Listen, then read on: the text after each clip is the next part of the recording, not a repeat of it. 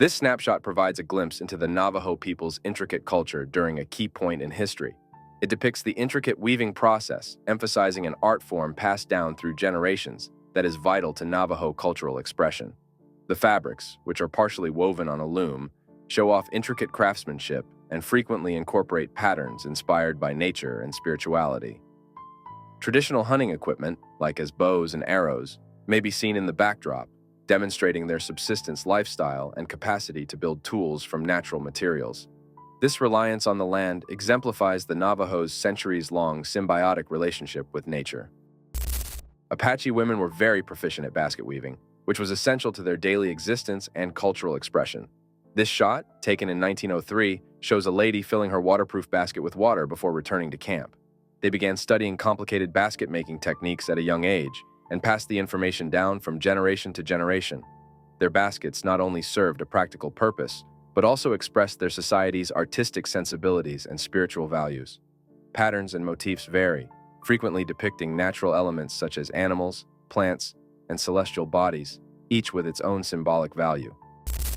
The sun dance, which was central to the spiritual lives of many Plains tribes, including Crow, the guy depicted here, was a powerful expression of collective prayer and personal sacrifice. For the Apsaluk and other tribes, the sun dance was both a physical and spiritual challenge, necessitating fortitude, endurance, and a connection to the divine. Participants prepared for fasting and cleaning rites, knowing that only extreme pain would result in such profound spiritual enlightenment and blessings. This photograph, captured by during William F. Reynolds' 1859 expedition to the Yellowstone region, stands as a valuable historical artifact, vividly depicting a moment of interaction between the Arapaho tribe and early American explorers. The image immortalizes key figures such as Warshanoon, offering invaluable insights into the tribal attire, expressions, and demeanors of the Arapaho people of that era. The visual documentation serves a dual purpose. It is an artistic achievement and a crucial ethnographic record that assists historians and anthropologists in comprehending the socio-cultural dynamics of 19th century Native American life.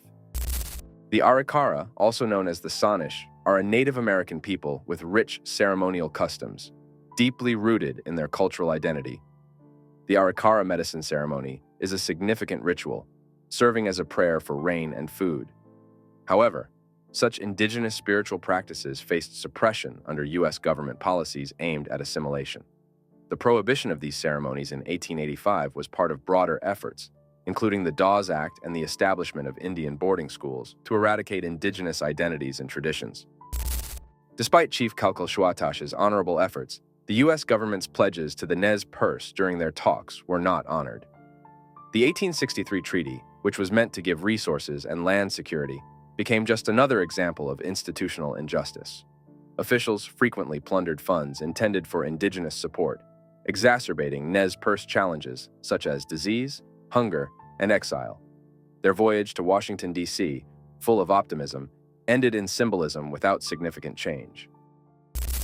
The young men of the Yuma culture expressed their romantic intentions through the melodious and haunting sounds of the flute.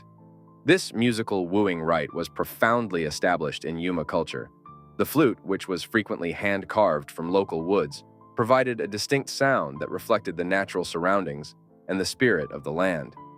The act of playing the flute near a potential sweetheart's home was both a secret and public confession of passion, since the music reverberated throughout the town, representing the harmonious union of love and nature.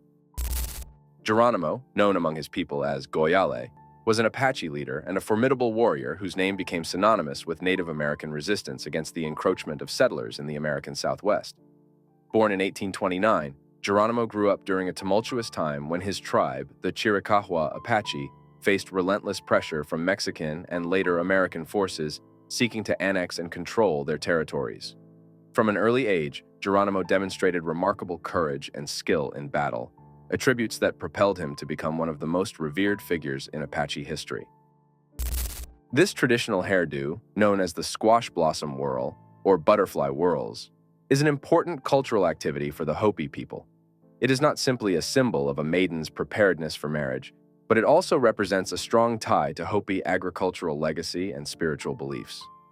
The style is reminiscent of the squash blossom, a plant that is fundamental to Hopi cuisine and nutrition, representing fertility, development, and survival.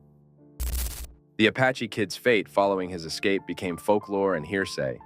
Some suspected he escaped to Mexico, while others assumed he hid in the mountainous, treacherous Sierra Madre. His extensive knowledge of the region, along with his survival skills, allowed him to remain concealed for many years. Sightings and skirmishes reported by the grapevine portrayed him as both a clever survivor and a ghost haunting the frontiers. Despite authorities' tireless efforts to arrest or kill him via many trips, the difficult terrain favored the kid, thwarting cavalry and bounty hunters. His legend spread, and he became a symbol of resistance against the advancing U.S. government, mirroring his people's overall struggle during that difficult period. By the time Felix Ward, sometimes known as Mickey Free, had fully adapted to his duty as an Apache scout for the United States Army, the relationships between Native American tribes and approaching settlers had evolved dramatically. The years following his kidnapping were fraught with strife, negotiation, and adaptation. Ward's unusual position as an Irish-Mexican youngster reared by Apaches provided him with a distinct perspective that differed from both the native tribes and the European immigrants. This made him a great asset to the military, but also a person of conflicting identities and loyalties.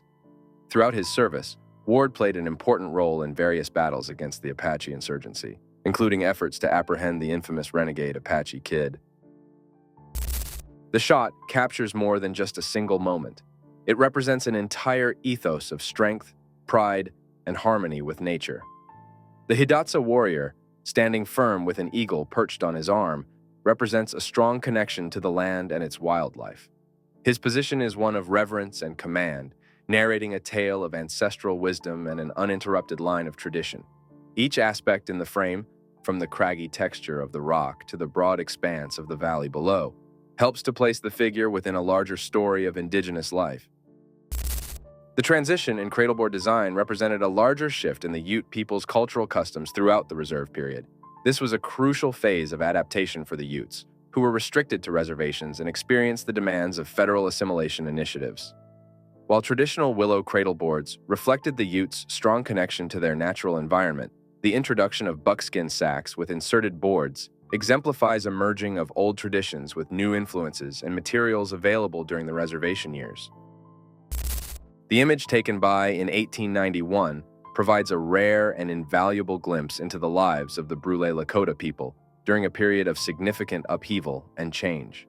Situated near South Dakota's Pine Ridge Reservation, the camp reflects a vibrant culture that was, during this time, contending with the pressures of encroaching settlers and the U.S. government's policies aimed at assimilation and land dispossession.